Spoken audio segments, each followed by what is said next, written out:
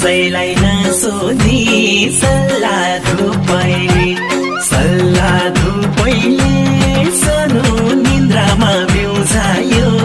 तिम्रो रूपैले मायाको रुधी आए म त कसैलाई नसोधी सल्लाह